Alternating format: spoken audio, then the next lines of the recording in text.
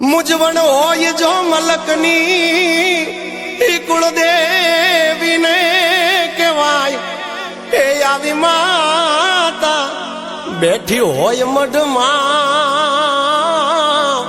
એ પછી બીજે જઈનો બેહાય આવી માતા બેઠી હોય મઢમાં એ પછી બીજે જઈનો બેહાય